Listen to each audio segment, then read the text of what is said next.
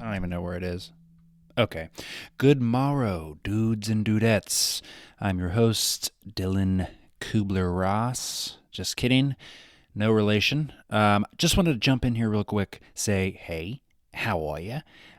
Also, more importantly, after that, after I find out how you're doing, I wanted to tell you. I also want to say thanks for tuning in, of course. Incredibly grateful that you're here. Love having you. Love doing this. Trying to do it more frequently, but it happens when it happens. And so it's like a little treat you get when you least expect it. Wanted to jump in and plug something, and I'm not talking about my beehole. I'm talking about my Patreon. You can go to patreon.com/odos if you want to support the podcast and myself. The reason I'm telling you about that is because the episode you're about to hear is a fraction of a discussion I had with my friend slash coworker. Him and I worked at the same brewery that I managed before a hurricane came and slap doodled our job. So we talked for a little bit. This episode here you're going to hear today, we focus very much on his grief with his after he lost his father in 2011 and what that experience was like. It's an incredible story that he tells. He's been through a lot. It's great. He tells it as if he's writing a book. He ought to. He's been through a lot, and it's an impressive tale, as well as just the things that he's kind of learned from it. Is great. He embodies the podcast and the mission statement, I think, to a T without even trying. So I think you're going to really enjoy it. However, if you do want to hear an extended episode, or really any extended episodes, all of the episodes that, you know me, I'm trying to do a simple fucking intro right now, and it's taking me way longer because I beat around the bush, the metaphorical bush. So all the episodes that we have are always much longer than what you see on Spotify and Apple Podcasts and all that. So if you for whatever reason want to hear more of us, of me, of being in, of listening to people talk about death and grief, and in this instance, we kind of drink a couple beers and we just kind of go over and discuss our experiences with the hurricane, which was intense, more intense for him.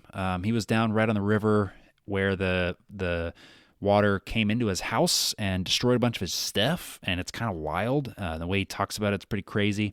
So if you want to hear more, if you want to listen to me Jim Jammer more, you can go to patreon.com/odas, ODAS, and there are two options for subscriptions. I think they're relatively the same. I actually don't know the difference. One of them gets, I think you can do $5 a month or $10 a month, whatever you want.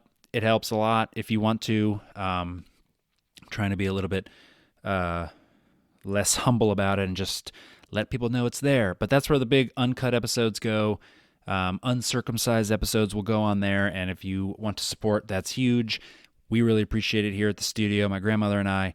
And so I think that's it. The episode's great. The things that Cannon shares with us are amazing. His 2 cents are really great. We get into some theology stuff, and he talks about his outlook based on his experiences with grief, and it's really wonderful. I learned a lot about him. I learned a lot about me. I did learn that I know how to say and ah and oh wow and right and sure a lot. Need to work on those interviewing skills. But without further ado, here's the music. Here's the episode. Patreon.com/odos. Love y'all so much. Thanks for tuning in. If I don't talk to you, happy 2025. I think it's going to be a good one. I love you so much. We will talk to you soon. Okay, bye. Well, your figurative great grandchildren. Did it sting like when you had to get rid of the Mustang? Was it like, did that bring up emotions? Yeah. Because you're kind of parting with this last sort of token from your dad. Thanks for circling back with that. Trying. But yeah, no, that was that was one of the hardest moments I've had so far, because they're like, we're going to give you this money. You can't keep the car because it's a flood damaged car. Like, they're not going to insure it. So I can either get this pocket of money that I'm going to need, or I can keep this car, which will eventually just stop working, or I'm going to have to spend thousands of dollars. Like I was already looking at replacing, pricing out how much car seats cost, like replacing the car seats, and, the carpet all got wet. And it just didn't make a lot of sense. Like I knew in that moment that I was going to have to get rid of the Mustang. And it was very difficult because I don't have a lot for my dad. Like there's a lot of background stuff with that, but it's like, that was the thing that I had.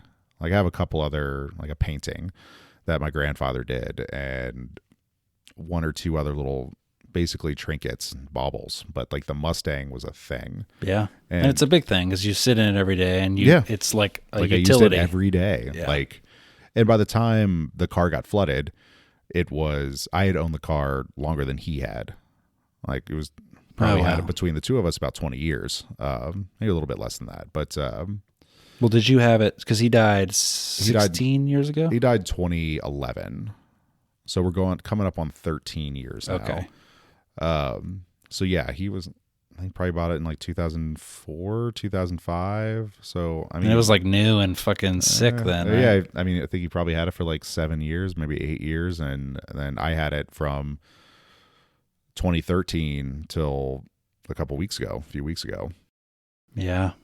So yeah, it brought up a lot of, I don't want to say feelings that I haven't felt in a while or feelings that I haven't processed or dealt with.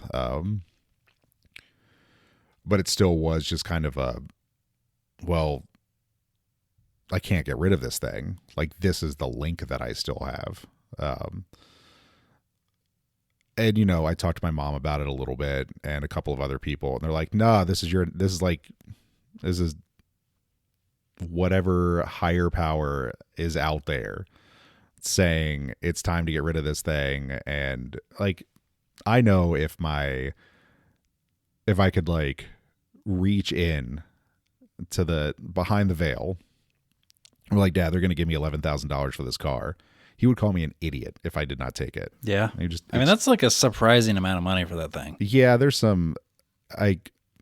I got very fortunate. Like through all of this, that's been the most, least pleasant, one of the least pleasant. And also at least there was some sort of like compensation for it, I suppose, or something tangible that came from it. Otherwise it would have been really shitty just to lose the car and just like the car just has to go away. It doesn't drive anymore. Right. So yeah, it was very jarring to have to like in that moment. And it took me a bit to kind of like process through that. I love my new ride. It's great. I wish it was the Mustang still. I'm always going to wish it was the Mustang. Like, I don't know what's going to happen to that car. If it's just going to get scrapped and totaled and end up in a heap somewhere or sold at auction for some reason. But I hope that at some point in the next decade or so, I can search for that VIN number and find out where it is and get it back. Oh, really? Yeah, I'd love to. Like, I was always planning on keeping the Mustang forever. Like, put it down to liability only insurance, so it only cost me like $50 or $60 a month just to have it. Yeah. Pay registration, which wasn't, property tax on it isn't very high. So I was always planning on keeping it, like getting another car and then always having the Mustang too.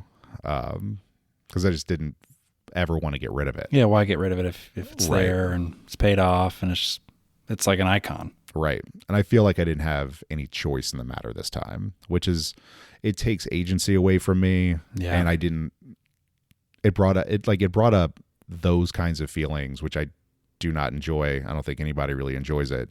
I was kind of like, oh, this is just the thing I have to do. It sucks, but I have to do it.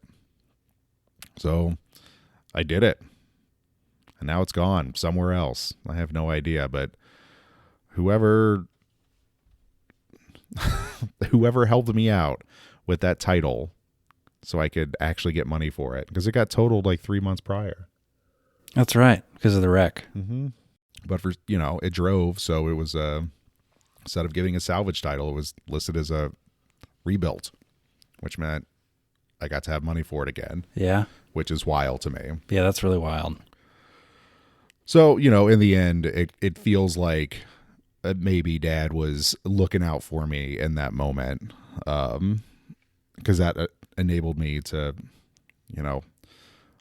put a good down payment on a new car. That's a pretty miraculous amount of money for that old of a vehicle. Yeah. That was also like falling apart a little bit. A little bit. It was a little bit. And then also soaked in French Broad River water and among other things. It didn't smell too bad. No? I mean, after it dried out, it definitely was super mildewy, but I've experienced flood. Sorry, No, it's meditation hour. Very nice. Yeah. Anyway. So he died in 2011. He died in 2011, in December 11th, 2011. Oh, nice. Well, not nice, but 12/11/11. That's nice. That's a pretty date. Yeah. You want me to crack another beer? Yeah. Should we crack one of these special ones? Yeah, I think so. Let's do that. That almanac. What's that mean? The passion fruit sour. Yeah, with Brett. Passion fruit sour from Almanac Beer Company, Northern California. All right. Is that a Pikachu blanket? Oh, it is a Pokemon blanket. It's an original 151 polyester. Ooh. Cheers. Don't put it next to a fire. Yeah, it would fucking incinerate. It smells great. It does smell really good. And it's very chilled, so Yeah. it'll come to life. There's a lot of funk to it. Well, I gave us the dregs, so it should have some chew. A lot of funk. It's definitely got that Brett effervescence to it, like the way the bubbles feel to me. That's delicious. It's still great. God, it's juicy. Super juicy. I know, it's really good. It's very puckery. Sorry, everybody. No, that's why they're here. Yeah, they're here for our mouth noises. They love the mouth noises. Yeah. Well, that's pleasant. I got to take a leak. Okay. I'll let you hang for a minute, and then we'll get back to it. Okay, sounds good. But you can do whatever you want. So December 11th, 2011. Yeah. The reason I think I find that date so nice is because anything that's the 11th reminds me of September 11th. Not that September 11th was great, but it does sit in my mind as like a very, just when you hear September 11th, it just like sends like a shiver up your spine, There's like something special about it. So December 11th sounds like September 11th's cousin. I mean, in many ways, that day was worse for me. Probably. Yeah, probably a lot worse. That being said, if you take the entire scope of what happened after 9/11, it's definitely not like the world changed in that moment. But so he passed. It was a very short battle with cancer, renal cell carcinoma. He was a gregarious guy, but a very kind of strong, silent person growing up with. Eschewed Western medicine, just didn't like doctors, didn't like hospitals. Was he from Louisiana? Yeah. Yeah. My grandparents, his parents met in World War II. They were both in basically auxiliary services. They did filmmaking, I think, or something like that for the war. Like they weren't in combat, but they both were in the army in World War II. Creating some propaganda. Yeah, pretty much. So they ended up moving to New Orleans, which my grandfather's family, his parents lived in Chicago. My grandmother's family lived in Kiln, Mississippi. So where Brett Favre is from. That old so-and-so. What a piece of trivia. Mm-hmm. So they moved to New Orleans. They were hippies. They were artists. Not really hippies as much as the artist class. And then my dad had a couple of siblings both of them are still with us currently, which is great. Yeah. One lives in Durham. The other lives in, I think they're in Watkinsville, Georgia, which is right outside of Athens. Okay. So, yeah. So he was originally from New Orleans.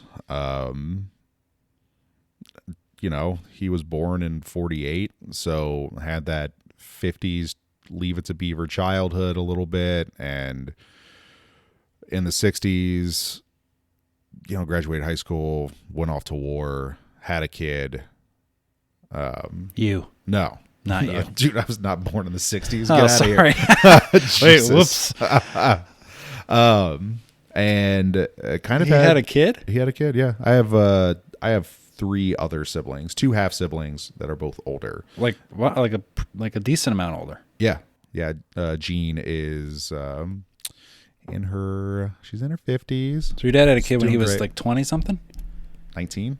Oh my God. And those are your half siblings. Yeah. Jean is a half sibling. There's another one, different woman. My dad was very prolific.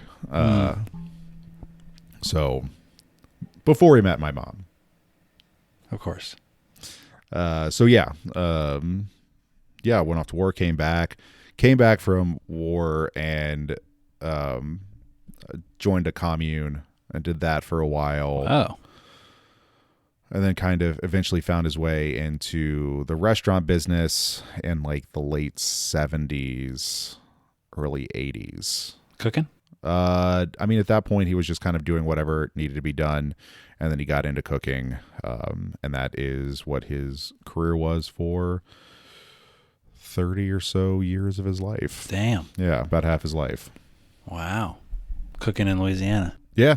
Yeah, working for Paul Prudhomme, one of the OG celebrity chefs in the United States. The restaurant that he worked at is no longer there. That was a very sad moment walking by because I worked there as well after college.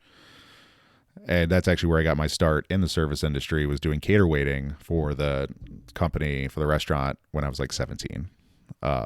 So, yeah, it closed during the pandemic and has finally, I guess, been bought and is being gutted for something. But like just walking by and it's just like a cavity, basically. It was a little weird. It was a little weird. I'm not surprised, but I am sad that it is not a thing anymore. Like, I really enjoyed, even after I didn't work there anymore, going in if I was visiting town or whatever, and, eating the same things that I'd always eat, asking for the special things off menu that I knew existed, and then bringing people there who had never been there before. So, yeah, that's like another part of that whole story, like a chapter that is firmly closed now. Yeah. Yeah, and it closed when so many other things closed too. It's just like grouped in with this like large chunk of shit that just ended during 2020. Right. But I mean, that time, like 2011, was a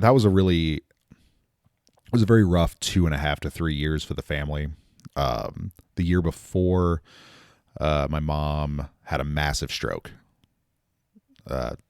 Didn't think she was going to make it. Like, the prognosis was bad. She spent quite some time in the hospital recovering from it. Are your parents together at this time? They were. Okay. They were.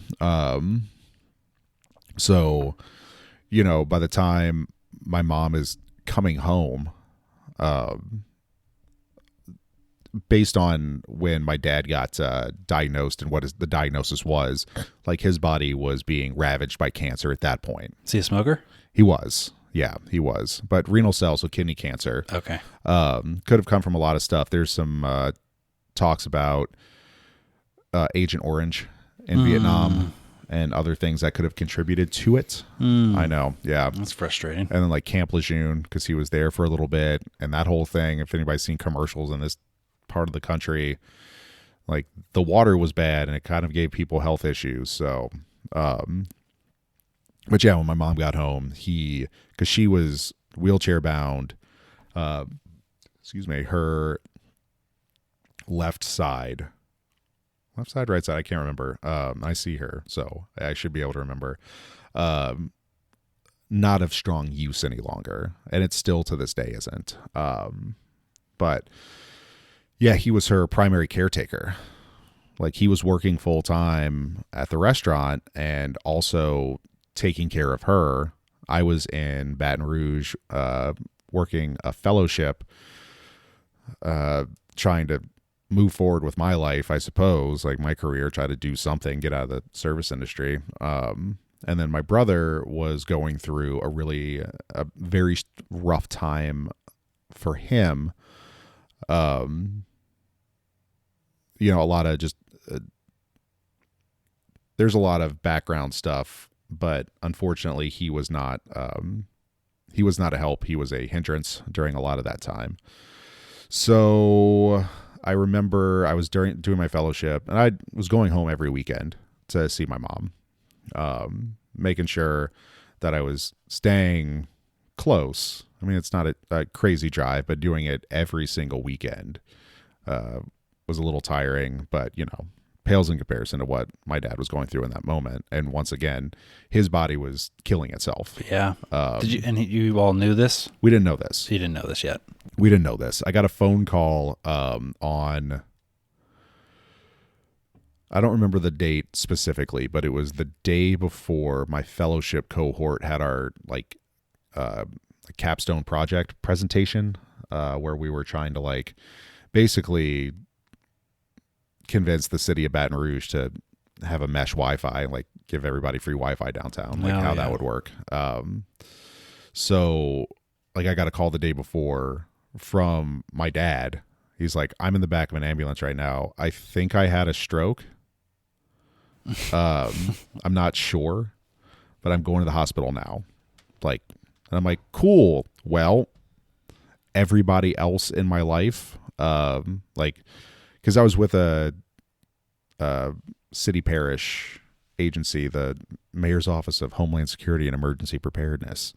Parish, for those who are unfamiliar, is what Louisiana calls counties. And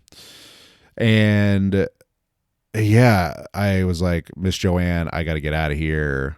I called the program director. I'm like, listen, I have to go to New Orleans right now. This is a big deal. So I ended up missing my capstone presentation the next day.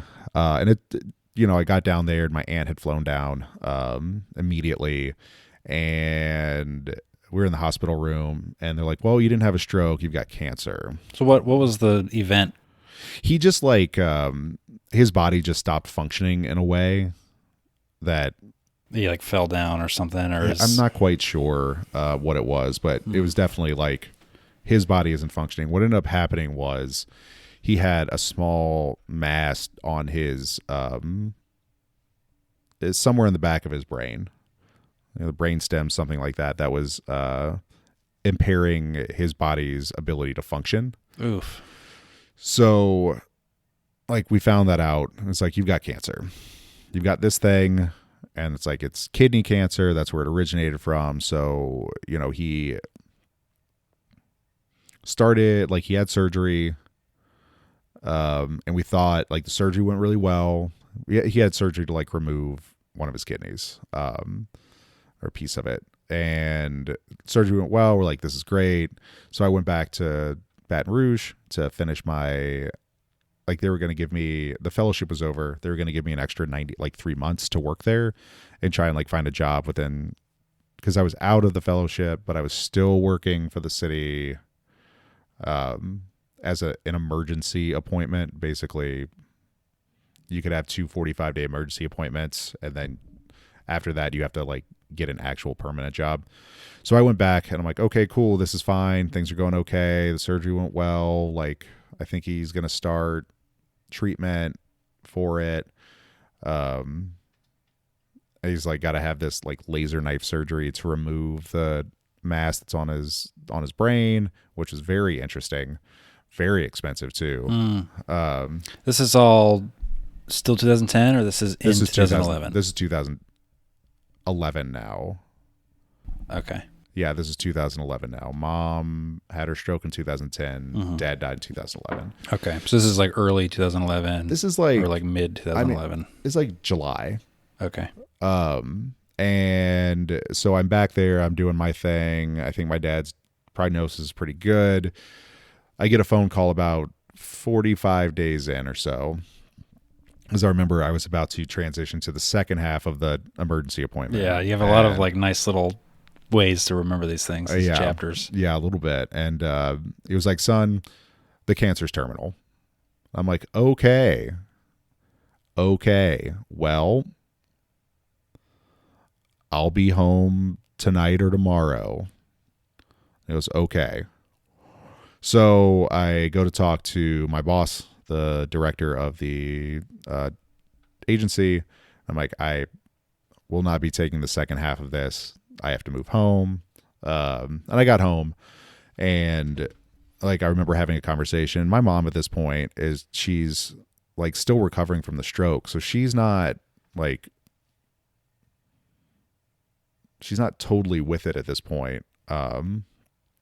Things are still weird with changes personalities, things like that. So I was having a conversation with my dad. He's like, son, I'm not telling you that you need to move home now, but you need to move home now. And I was like, yeah, I guess so. What a burden. Yeah. And I'm 25 at this point, 26. What is this? 2011, 27 at this point. And it's like, yeah, cool. No problem. I moved home, and, I started taking my dad to like radiation every day and, chemo once a week, and try to figure all that stuff out. And he's like, we went to Cleveland, to the Cleveland Clinic to get a second opinion about stuff. And basically, I mean, terminal cancer, right? It's terminal. It means there will be an end at some point. So that was just like, it was just like his whole body. Had it spread to his whole body? Or I mean, we knew it had spread, right? We knew where it originated, and we knew he had a cancerous mass on his brain. So we knew it had spread at that point. But you didn't know until he told me that it was terminal how bad it was. So, yeah, I move home. I start working at the restaurant again, and taking my dad during the day to his appointments, trying to figure it out. When we got our second opinion in Cleveland, I remember my dad very vividly going, am I going to be around until Christmas? And the oncologist that we saw was like, yeah, you bet. Absolutely. Oh my God. Yeah. It seems like a big no-no. It seems like a big no-no. Just tell somebody that. But I mean, they are delivering hope, I guess. They are delivering hope. So we go back, like basically business as usual. He's still trying to take care of my mom. My brother is still zonked out in his room. And I'm working. At this point, my dad was no longer working. So I'm trying to live the life that I'm living. It's a weird situation. Like, I'm back in my familial home. My dad's got terminal cancer. My mom had a massive stroke the year before it. My brother is a zombie in his room. And I'm just kind of going, how did I find myself here? This isn't my beautiful house. This isn't my beautiful life. And then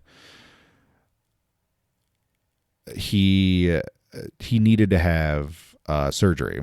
Like, they wanted to remove one of his testicles because the cancer was there too. So he had that surgery a few days before Thanksgiving. Surgery went well. His testicles? Yeah. It seems like such a far away thing to deal with. Well, I think they're just trying to get like the big chunks of it or something like that. I'm not sure.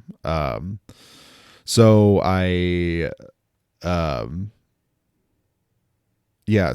he has that surgery. It's a couple days before Thanksgiving. And he's like supposed to rest. He's supposed to be resting.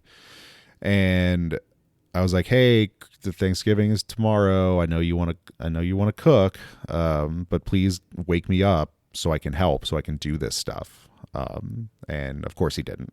He got up by himself and started cooking dinner. And probably rocked. It was great. It was great. It was the last meal my dad ever cooked for me. So we, at the end of that night, the end of that evening, he's like, I don't feel good. I'm like, okay, cool. I'm like, we'll go see your oncologist tomorrow. Well, like, we'll bring you to the hospital. So the next day, I guess it's Friday, we go to the hospital. They're like, we're going to check you in for the evening, do some tests. Cool. The next day, the oncologists that he has were like, hey, I was like, hey, I haven't heard anything from my dad, or I haven't heard anything about what's going on. Like, hey, if you come down, come talk to us. I'm like, okay, cool. I'm like, all right. So I get in and I go to talk to the oncologists without my dad. And they're like, listen, your dad is hypercalcemic. It means he has too much calcium, I think, in his blood. And it was a death sentence. Like, you're like, your dad's got about 2 weeks. There's a calcium buildup due to the cancer. Yeah. Personally, I think he overexerted himself from cooking. From cooking. From What'd he cook? surgery. I think traditional Thanksgiving dinner. Standard stuff. Yeah. Yeah. I mean, we had done weird, like duck and then gumbo and jambalaya. I'm picturing since you're in Louisiana, we've like done that before. crawdads Yeah, and... this was more traditional. Okay. So I was like, shit, that sucks. Okay. And I was like, are you going to go talk to him about it? And they're like, well, we've got a full day of appointments. Like, we can talk to him later. Like, we can come up there later. I was like, cool. Cool. And my dad's like blowing my phone up. Like, where are you? Right. I want to go home. Like, what is going on right now? And I'm like, I'll be there in a minute. So, Yeah. At that point, I called both of his siblings, called Uncle Mike and Aunt Penny, and delivered the news to them. And I'm like, all right, it's probably time to come on down.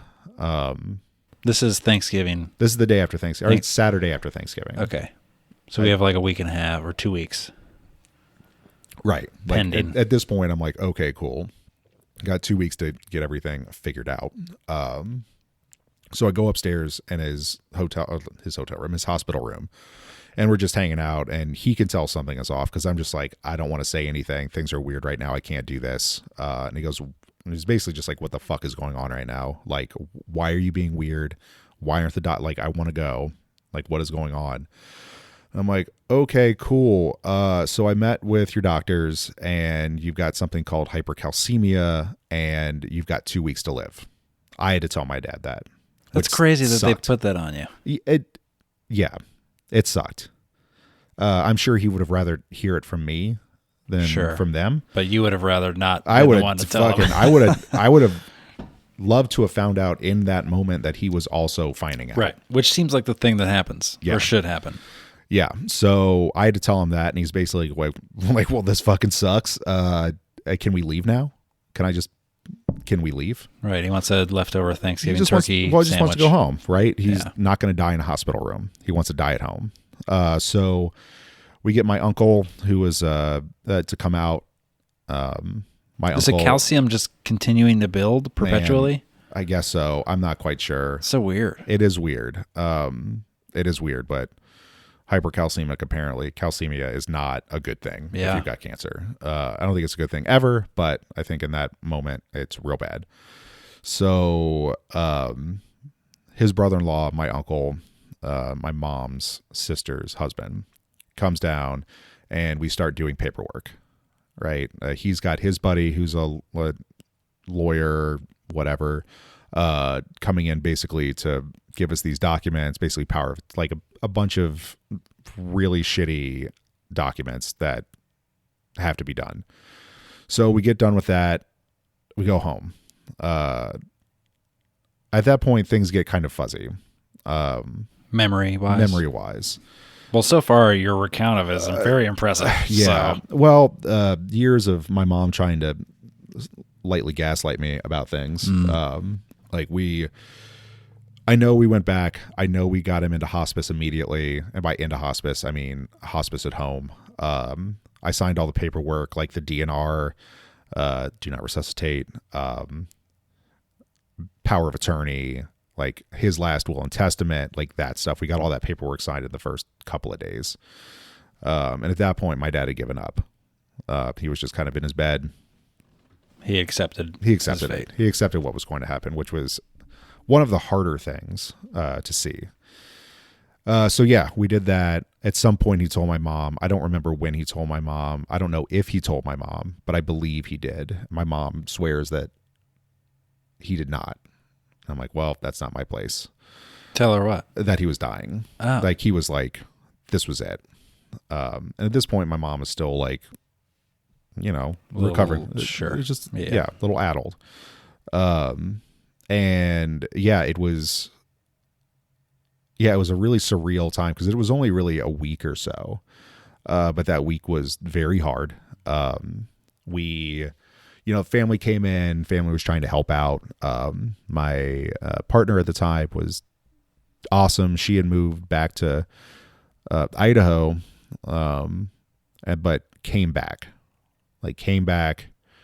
with my sister to like help out. And I will forever be grateful for her, to her for that. But yeah, that week was really weird. Like I never anticipated being the primary caretaker of my father, and then subsequently after he passed, my mother. And it was like helping your dad use the bathroom, right? But he can't. And like administering basically zombie drugs to him. So he just doesn't, like, just completely numb. And there's a couple of other stories from that are, very vivid in my brain that are just like really hard to talk about. But it was a pretty quick decline into the abyss. And the morning that he died, we were all keeping watch, rotating basically. And my partner came upstairs and was like, "Hey, your dad's breathing weird." I was like, "Cool. I think this is it. This is what we're doing." So we all go downstairs and figure it out. And he, passed in the morning that day. Peacefully. Excuse me. Mm-hmm. Sip of beer. Yeah, perfect time to sip a beer. Yeah. Which tastes great. But with his family around him, which was great. Yeah. I think it's how we all want to go, if we have to, when we have to. But yeah, that was I don't know if the beer helps or doesn't help. Like I'm never sure. Well, I don't talk a lot about it. Sure. I talked a lot about it in therapy years later, and then, Annette, and then people around me and stuff. So I don't have a lot of practice talking about it. I have a lot of practice experience, like feeling it. Sure. But like saying the words out loud is a little bit more difficult. Yeah. I mean, that's a very intense thing to manage. Very intense. So yeah, everything was set up before it, like funeral arrangements, things like that. So that process was pretty seamless. We had a memorial service for him the next week, which was lovely. Yeah. Like people I hadn't seen in years. It was in our backyard, big ass gathering, celebrating his life, which is also, it's how I want to go. Anybody who is listening to this, I don't want a sad time. I want a time where people are like cracking jokes. Yeah, let's party. Yeah, let's party. Crack some old bottles and fucking kick it. The thing about death is it's the one experience, well, I guess two experiences we all experience. Don't say anything about taxes. Yeah, no, it's birth and death. Oh, birth, okay. Birth and death. I thought that was going to be that classic taxes fucking bullshit. Yeah, no, I hate that shit. No, so yeah, that was the experience with that. And then I immediately became the primary caretaker of my mom. Yeah, that would make sense. So, and that was really hard. Like that specifically was very difficult making that transition, because that's not a transition I had signed up for, but it was a promise that I made to my dad that I would take care of my mom. In retrospect, it was unfair of him to burden his child with that kind of responsibility. However, And your brother's zombie, you said, Yeah. and your sister's doing what? well, Or you don't have a sister? I have two sisters. You have two sisters. But one lives in Seattle, or lives in Snoqualmie. And they've had a complicated relationship, but it's time. Oh yeah, you have the halfies. And then my other half sister lives in Tennessee, and I don't talk to her or about her or think about her. Okay. Heard. Yeah.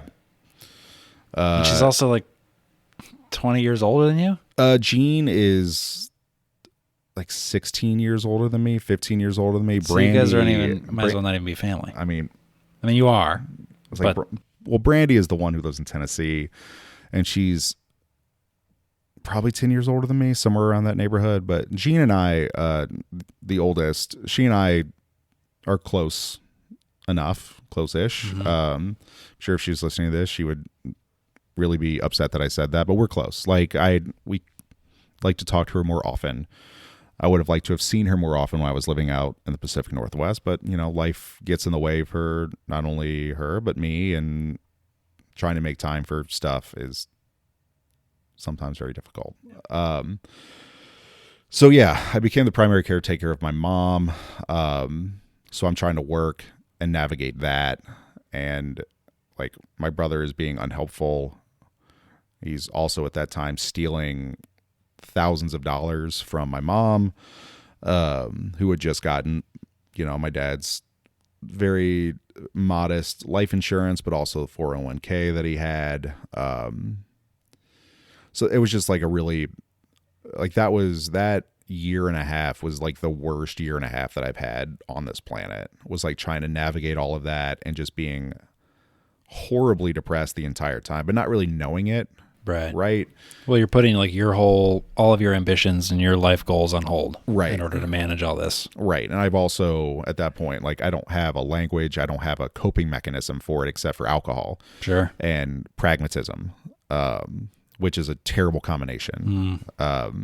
Useful for sometimes. Like right now, pragmatism is good. I will deal with stuff later, but I know I'm going to go back to it and deal with it later. At that point, it was just basically stuffing it away and drinking. Getting through it. So, yeah, it's making my way through that, trying to figure out that life, living at home, just like I said, being super sad about everything, but not really having a vocabulary or a way to process it, and just kind of being a shitty person. Like shitty to my mom, shitty to my brother, shitty to my partner, because I hated everything that was going on. Then fast forward to December 9th, 2012, my aunt dies, my mom's sister. She also had cancer. The fuck? I know. So like in the span of about 2 years, like my mom had a massive stroke, my dad died, and my aunt passed as well. So it was just like a lot in a very small period of time. I still keep in touch with my uncle. He lives in New Orleans. We had dinner when I was down there. It was nice. Amazing to see him. And yeah, I got to see my brother. Hadn't seen him in a while I was down there. But that is, yeah, kind of like the very short recounting of it. Like it was like that year after dad died. I mean, I don't think it hit mom. It hit mom in a different kind of way. And then, my aunt, her sister, is going through, like, has cancer. She was just like, fuck it. I'm like, I got cancer now. Cool. I'm not going through treatment. This is it. Like, we're just going to do it. Let's just do this thing. Thing. So, there was a lot of like standoffishness there because I don't think my aunt wanted to burden my mom with all of this. And it's just, there were just a lot of secrets that were being kept from people during this time that were really hard to navigate, and until you had to. And that's kind of the worst time sometimes to have to go through that kind of stuff. So yeah, she died in 2012, like 2 days before the anniversary of my dad dying. Right. Just stack it up. Yeah. Let's just pile these things up. Yeah. The holidays aren't necessarily my favorite time of year. Yeah. Thanksgiving kind of specifically, very bad. Constant reminder. Yeah. Constant reminder. It's been 13 years, so it gets better. That's the thing. The stages of grief, right? They're like, these are the stages of grief that you process through stuff. It's like, nobody tells you that you're just experiencing all of them at once. Like, right. You're going through all of those things, but it's like the stages or steps of grief is really a misnomer. Like, cause you're just kind of checking in, checking out of all of them. Right. It's not like a clean transition. It's definitely not a clean transition. And you're dealing with them for fucking ever. Yeah. So, it gets better. I don't deal with all of them now. I deal with some of them. There's always going to be a time that I wish I could call my dad. Yeah. And that just isn't possible. I know what he sounds like. I remember it. I remember what he looks like. I remember our relationship. Like, I have fond memories to rely on and like go back to. So in some of those ways, like the acceptance part, I feel like kind of comes first, right? like you acknowledge, I guess, acknowledgement and then like acceptance. Like those two things I think kind of happen hand in hand. But like all the other stuff in the middle, like you still feel them later. You still feel them years down the line. Right. Acceptance is kind of like finite. You accept like, and then deal with the rest of it. Yeah, this happened. There's no unringing that bell. So, you just do your best to try and work your way through it when stuff like that comes up, which, to your question earlier, like some of that stuff came up when I found out I had to get rid of the Mustang because I couldn't ask him if it was okay. Right. But I asked Mom, and she was like, "That's fine." She's like, "Fuck that Mustang." She's like, "Get rid of that Mustang. Go and get your money." I'm like, "All right." Yeah, get your $11,000. Yeah, fuck yeah. So yeah, it was like that was a really, really rough time. And then at the end of having a conversation after Ann died, Mom was just like, "I want to have one more." I was like, "I got to get out of here. I'm gonna die. Like I'm making bad choices. Like I'm gonna either drink myself to death or I'm gonna fucking drive my car off a bridge or something like that. Like things are I'm not doing good, not doing well." So, we had one more set of holidays, 2012. Early in 2013, my brother went to rehab. And since then he is sober. Nice. Yeah. Congrats, bro. Yeah. He made a lot of very bad decisions in his life. And he is still paying for it in a lot of ways. But he's got 4 kids. They're great. Wow. He's done his best to kind of make amends, and I applaud him for that. There's a lot of other stuff behind it that I have to work through as well. But in he went to rehab, and then my mom moved to Durham to stay with my aunt and uncle, my dad's sister, for a bit.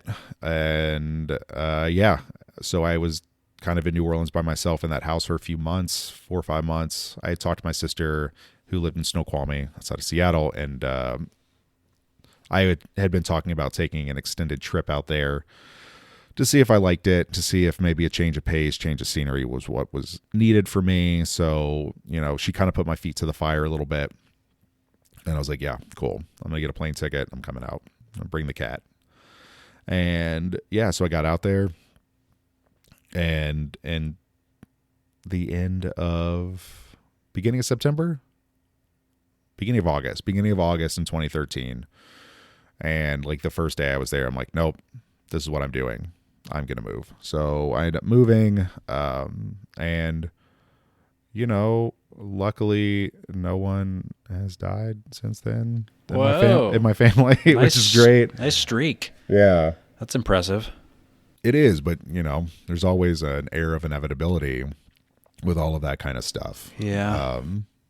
We don't get to choose our time, and we all hope we've got that, nice. I hope that when my time comes, it is a relief rather than a surprise. A relief to you or your a relief people? To me.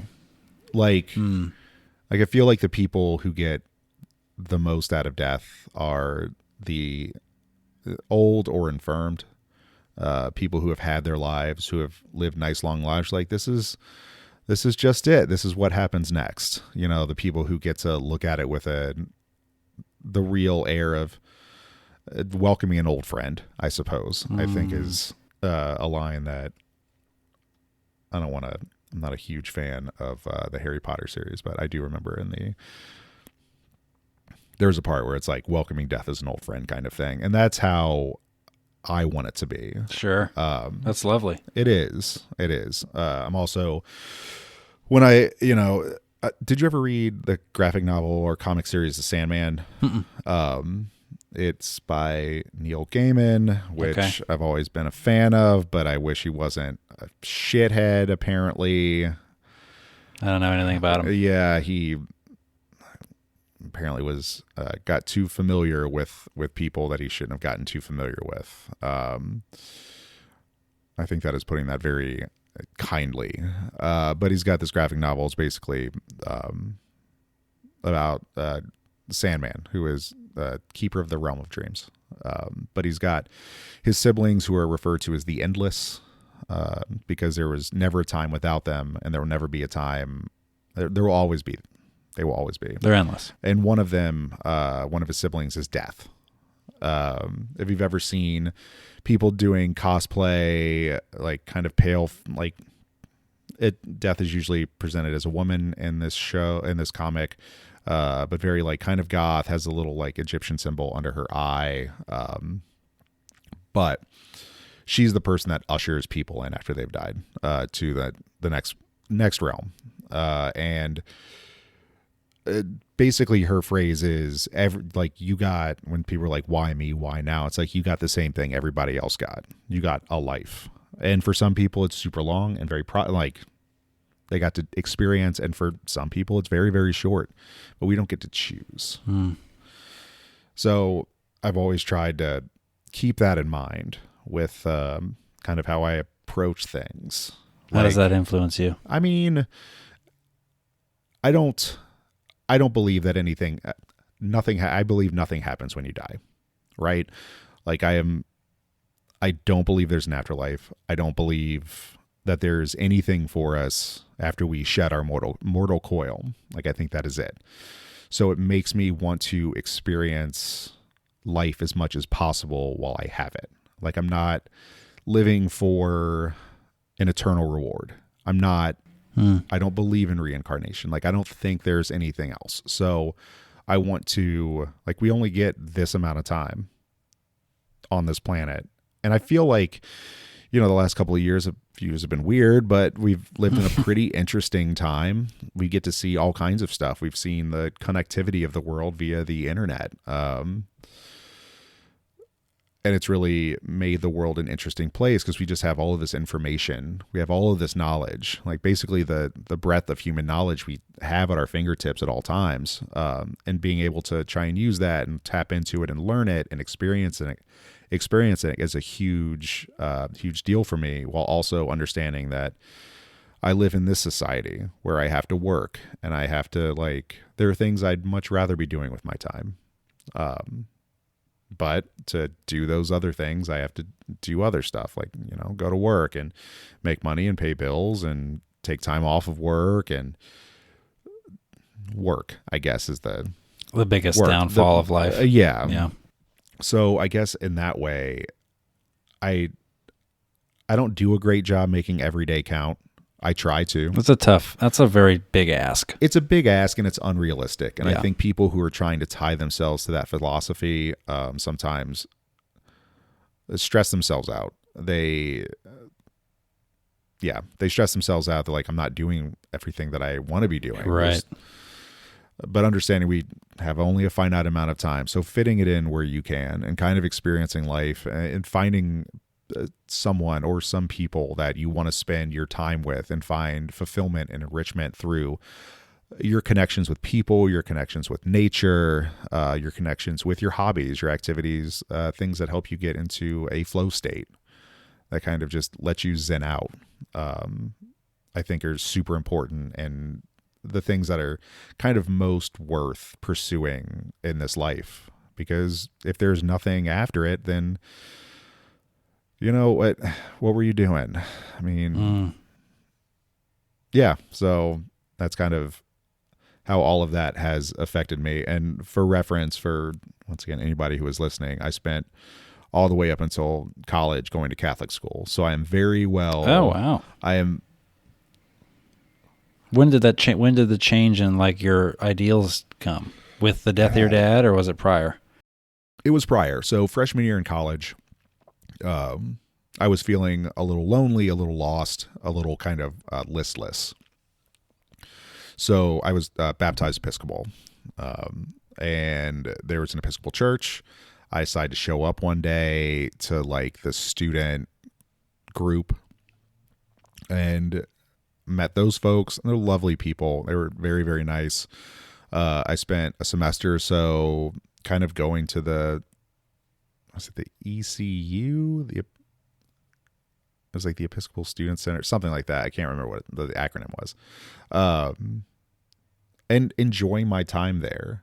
But I never felt a connection with the church, with a higher power. So I kind of drifted away from that, and I never really came back to it. Like there's a lot of like dogmatic reasons, like theocratic reasons that I just can't reconcile in my brain. Like people are like, go outside, look at trees, look at nature. Like that's what it is. And like I can get down with that kind of philosophy. But in terms of like a higher maker that is wanting us to be good and pious for a reward, makes me feel like a pet as opposed to a human. And one of the things in life that I have struggled and have worked really hard to is to have to be autonomous, to be my own person, to make my own decisions. Sometimes those decisions are in a vacuum with other folks, you know, Annette, of course, like we're making decisions together all the time. But like choosing, like what is it in Trainspotting? Choose life, right? You're choosing to, instead of being reactionary. And that's how I've always wanted to be. And you know what? At the end of the day, if I die and I find myself at St. Peter's Gate, and it's like, what were you doing, man? I'm like, I was experiencing everything that y'all tried to give us. And if that's not good enough, if me just trying to do better every day and be a good person outside of the rules of a church or some sort of theocratic belief system, then so be it. Like, I just try to be a good person. I try to hold grace for what people are going through. Because, I mean, I went to work every day during that time that my mom, had her stroke and my dad got sick. And then after that, like, I was still doing the same thing. I was waiting tables, bartending, just being nice to people. They had no idea, and I didn't really talk about it because it's not very good dinner conversation. Yeah. Yeah. That's not why they're there. No, they're there to have a good time. And I understand that. But I think it's given me a lot of kind of empathy for people that are not having as good of a time. Because you don't really know what people are going through in the moment. Sure. And it could be that. And it could be that. It could be something huge. Having to like mourn their dad before he's dead. Yeah. So, yeah, I guess like the deaths that were in that period of time. And, sometimes I don't think my mom's going to listen, but I consider like her stroke a little bit of the death of the mom that I grew up with and knew, because she changed. Yeah. Like she had an entire personality shift. Like her brain got rewired. Like it's a super gnarly thing that happened to her. So yeah, there was a lot of change in that period, but I think I was already on the path of self-enlightenment, which sounds very, very Asheville, very woo-woo to say, but just kind of like more of a personal agency before that. And then certainly after that, like once I made the decision to move to Seattle, and I kind of was able to not rid myself, but separate from the not burdens either, but separate from what was going on. My mom was now being taken care of by somebody else. My brother was in rehab. I was in another city. I was in another state. I was as far away as humanly possible. Yeah. It allowed me to regain some of that agency. And then my friend group that I found myself in are also very much like, this is the life we get. This is what we're doing. And just living our lives and just living in this existence. If there's something after this, cool, man. Like I look forward to finding out about it, but I'm not going to put any of my eggs in that basket. It's a big risk to take. It is. I remember, so I went to Jesuit high school, and they're the very like academic branch of Christianity. Very like, it takes a long time to become a priest, a Jesuit priest. Like there's a lot of studying, like they're very academic in nature. And I forget what it was, but it was somebody's razor, like Occam's razor, but somebody else's razor. It's basically like, why not just be a good person who follows the teachings of the Bible? Like, what's the risk in that? If you just want to be a good person anyway, why not just follow this? Because on one side, you get to an everlasting reward. On the other, you don't. But I've never subscribed to that anyway. Right. Like, if you're a good person, it shouldn't matter what your beliefs were. Right. The incentive to be good should be to be good. To be good. Exactly. And that's how I've tried to go about it. I don't blame anybody for any of their belief systems, especially when it comes to religion. You know, everybody needs something to believe in. And if that's what you believe in, if that helps you be a better person, then that's great. Like, I believe in me. I believe in you. I believe in the people around me and the community that I build. Like, that's where I get my strength and confidence from, and my want to not live, but I want to be a better person, because I want to be a better person for my community. Like, I don't want to, that's a huge motivator for me. Like, caring what other people think about you helps you kind of stay ahead of it a little bit, right? You know, but truly trying to internalize that. Like, no, I like everybody around me. I like the people. Like, I want everybody around me to be happy and to succeed. And when people aren't happy and they aren't succeeding, being there for them and understanding. And the hardest part about it is when the shoe is on the other foot, allowing people to help you and allow for, allowing for that help, allowing for yourself to have grace, is a huge part of growing up, and something that I struggle with all the time. I've always wanted to be the person for other people, but a lot of part of it is allowing people to be good for you too, especially when you build a community. Everybody is there for a reason, and it's important to recognize that and be okay with that. But yeah, that's my motivation for being a good person, is for other people, for myself, for other people, for my partner, for my family. And you're never perfect. So you just keep trying. And that's such a good motivator. After, seeking out therapy after kind of a weird time in my life, I've always tried to be of the mindset, I just try to be a little bit better every day. And some days I'm going to fail. Most days I'm probably going to fail. Yeah. But just trying to move forward in that direction helps you be a better person, helps you be better for yourself, helps you be better for your community. Yeah. So that is where I put, that's the basket that I put my eggs into, is just belief in what we have here. Yeah, because it's here. It's here. And it's now. tangible. I get to see it. I get to experience it. I get to interact with it. Right. And I love it. I'm 40 now. Happy birthday. Yeah, thanks. Yeah. Not today. It was 420. But yeah, it's at my middle age now, it's just something I struggle with sometimes. It's I hope I live to 80, but I hope if I'm leaving at 80, I got a good life. I'm not sick. I'm not just holding on just to hold on. Right. I hope I got another 40 years in me. But yeah, I don't think, very few people are ever ready for it, right? Ready for the end. The lucky people are. I think the fortunate people are. And of course, anybody who's listening out here is that's not my experience. It's I understand. There's nuance in every single conversation, and it's just kind of a little bit of a blanket statement. But yeah,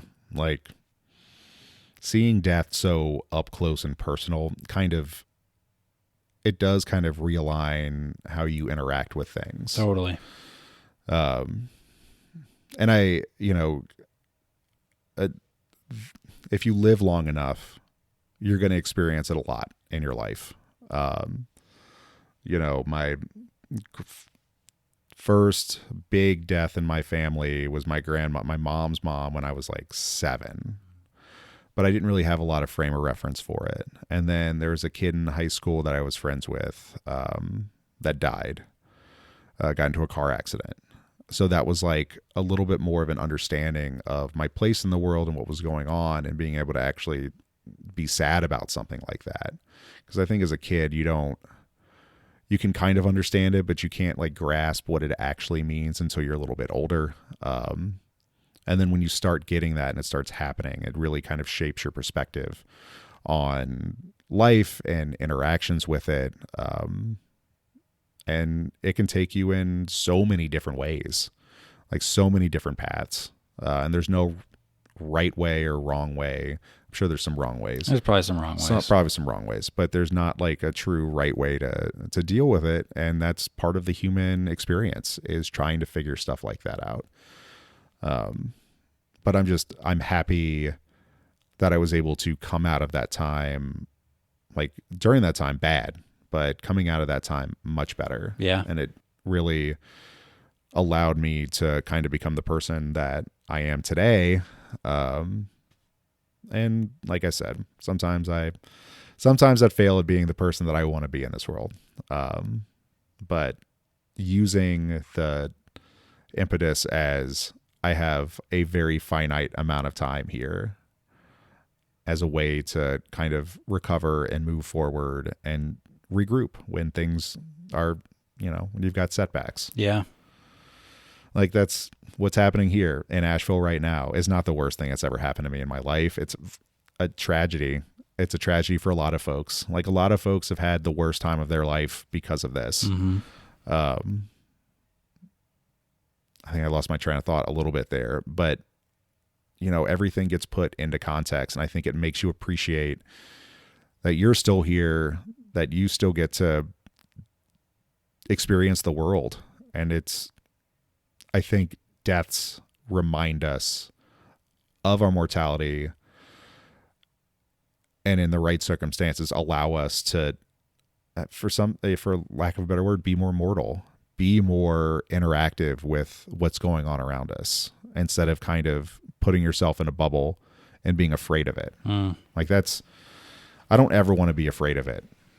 Like you're not afraid of it? It's just something that's going to happen. Like it's going to happen. Yeah. Will I be, if it happens before I want it to be, sad? Sure. But honestly, once I die, I'm not going to. You're not going to be sad because you're not going to know. Sad. Yeah. It just like death is both finite and infinite, right? Yeah. Like it exists in both ways. So,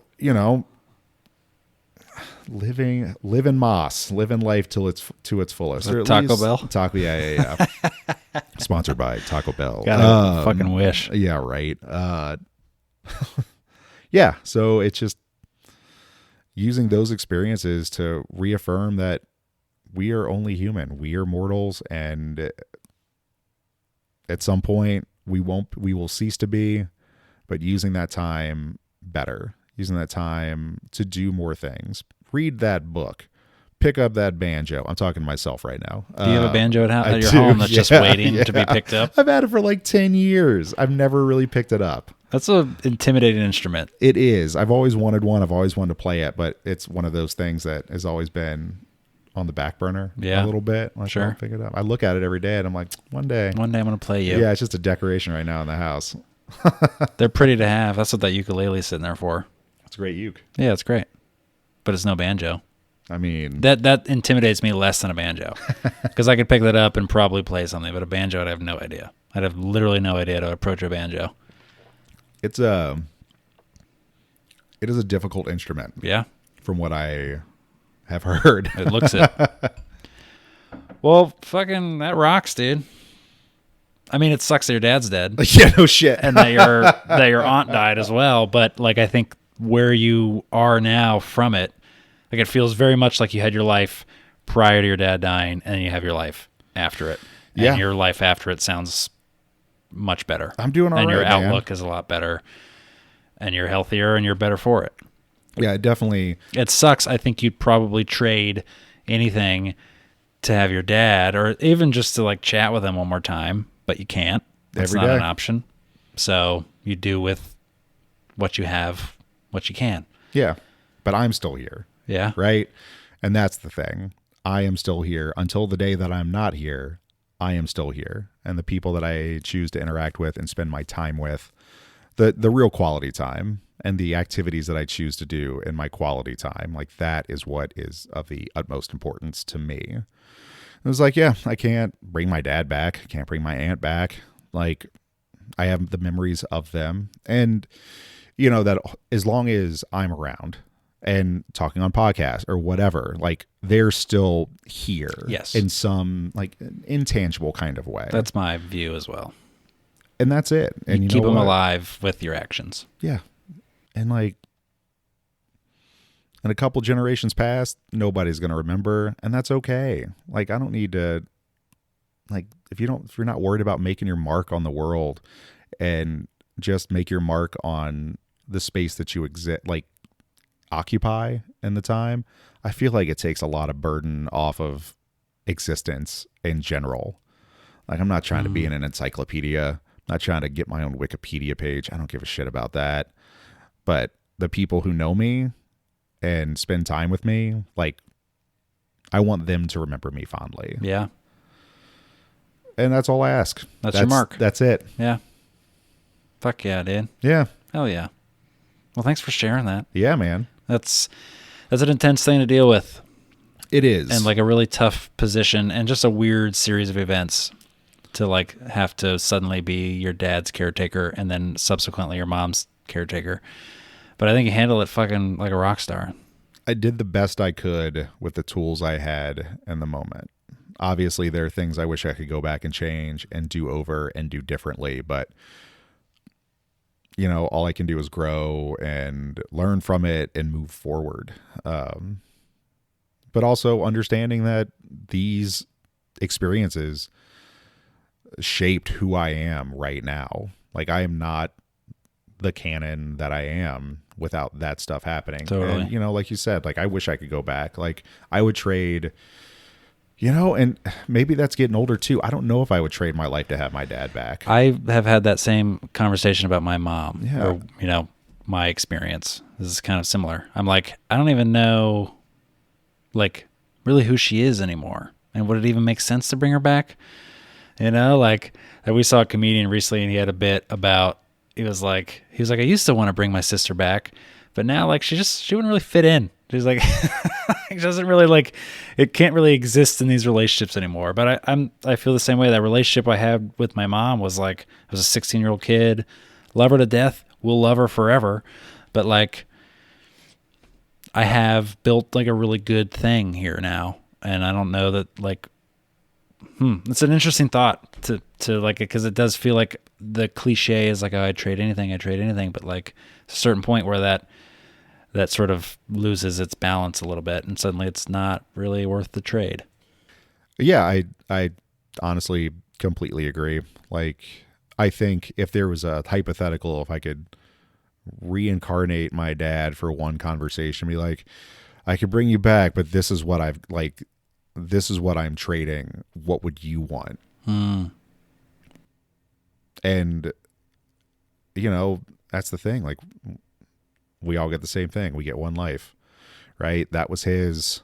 I'm living mine now. Like, I miss my dad every day, like, for sure. And for, like, stuff reminds me about him all the time.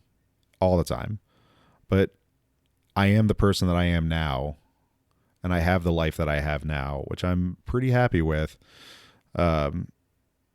because he passed. Yeah. And is it, you know, the idea is it's selfish, but I can't. Yeah, I can't imagine a scenario where I would trade what I have now for him to be back and kind of be back to where I was before he passed. Like, I like myself so much better now. Sure. Like, of course, like, I wish he was back for my mom, you know. I wish he was back so I could just talk to him about football and whatever. Like, mostly for my mom, but like, here we are. Yeah. Like, we can't change it. So yeah, I don't know. It's it is kind of a weird thought exercise. Like, you know, you've done it. If you can go back and change one thing in your life, you're like, yeah, but if you change that one thing, everything changes. If I change it to where my mom is still here, I'm like a pussy bitch, dude. Guaranteed. I'm like a little bitch. Whereas that was the moment in my life that like totally, it was like overnight, my entire paradigm shifted and my outlook on life changed. And I was like, this is short. You need to do the shit that you want to do. And there's no second chance. Like, let's do this. Whereas if she was still alive, it'd be fun. Like, I'd love it. I'm constantly envious of like people in their relationship with their mother because it's sweet and it's always cute and fun. But like, I wouldn't give the like person I am now away to have her back. Yeah. I mean, at some point you have to kind of, it's like internalizing a little bit of your selfishness. And I think that's great. You know, you've done so much evolution of your being over these times. And I mean, you're still in your 20s, like my 30s, like regardless of the fact that these things happen in my mid to late 20s, like my 30s were the decade that I did the most growth, the most growing into the person that I am now. And I just couldn't imagine not being able to have that experience. Like, yeah, if I go back and I'm like, Dad, you've got to go to the hospital, or like you need to go to the doctor, you probably have cancer, like a year before he dies or whatever. Right. Then like I never move to Seattle. You know, I never start working at Browers. I never start making my lifelong friends that I did. I never meet Annette. You know, and I just can't imagine my life now without my friend group that I met out there and Annette. Like, I just don't feel like my life would be complete without them. Yeah. And unfortunately, my dad passing was a huge catalyst for me getting there. And yeah, I think it's okay to say I miss him all the time. I miss him constantly. I wish he was still around. And what happened allowed me to be the person that is sitting here right now and being able to hold those at the same time. Yeah. Oh, yeah. Well, cheers to that. Yeah, man. We're both empty, but cheers. Yeah. We just cleaned up 2 hours, dude. What time is it? 2 hours after we got here. Oh, sure. What time is it? 6:40. I was like, I can't tell what time it is outside right now. Yeah, it's terrible, man. I hate it. Yeah, it's early. It's still early. We have saved daylight. Get rid of daylight savings time. Give me this extra hour. Daylight. We're the heroes. Yeah, it's us specifically. We saved daylight. What a miracle. Well, you know, I think you kind of touched on all the things that I would typically ask, and I appreciate you I felt like you were like writing the book for us, and it was really nice to listen to. I mean, tragic and devastating, but well put together. And I don't even feel like you touched on the things that I would ask, which is always like if there's anything like your last words, if there's anything you would want to tell the people, but I think you told them already, so it doesn't even it feels redundant to ask. So I really appreciate you sharing that. It's an intense thing to experience, but I appreciate your outlook on it, and it's like the way you expressed it and your experience with it feels pretty much like the symbol of what this whole thing is supposed to be, which is like, yes, people are going to die. Yes, you're going to deal with terrible, terrible things, and life is going to be very difficult. But where are you because of it? What do you gain from it? And it sounds like you fucking gained a shit ton. So, yeah, I mean, I think in our society, like Western society, New Orleans is a little bit different, but we try to hide death. We tuck it away. We don't talk about it. We don't necessarily let ourselves experience it, and we don't think about what it means just in the scope of our day-to-day lives and where we are because of it. Growing up in New Orleans, it was great because, I mean, it was very interesting, but we celebrated life down there. You know, that's what that city is about. When people died, we celebrated death too. And I know there's cultures around the world who do the same thing. I think we can learn some lessons from those cultures about not hiding behind it and understanding that it is inevitable and accepting it, and you know, finding space and time in your existence to think about it and talk about it and what it means for your future. So, you know, I try not to hide behind it too much, but we don't really get a lot of opportunities to talk about it. We get a lot of opportunities to experience it when it happens to us, but saying the words out loud and kind of talking with other people about it, I think is important for everybody, not just for the person who's experienced loss, but for people who might be experiencing loss in the future. I mean, like, no, we're all in this together. Totally. We all experience this. We can all experience it differently, but we are all part of this life. And unfortunately, being part of this life involves having a lot of death around you too. And not to be afraid of it, but to accept it as an inevitability and, allow that inevitability to let you celebrate life while you're living it. Mm-hmm. Hell yeah. Unless the music comes in, I was like, was that, fade out, and that's it. Was that poignant? That was poignant. Fuck yeah, dude. Can I get your picture? Yeah, man. I forgot to take a picture of Sammy when I had her up here. But you can keep the headphones on because you look cool. Oh, thank you very much. Nice, dude. And I think it sounds great, too. Yeah. They did sound good. The setup was really nice, man. I'm going to get a different one, too. That one was too high up. Thanks, dude. Yeah. Thanks for having me. Well, that's it. I mean, that's it. I was like, if you ever have a net on it. I'm going to.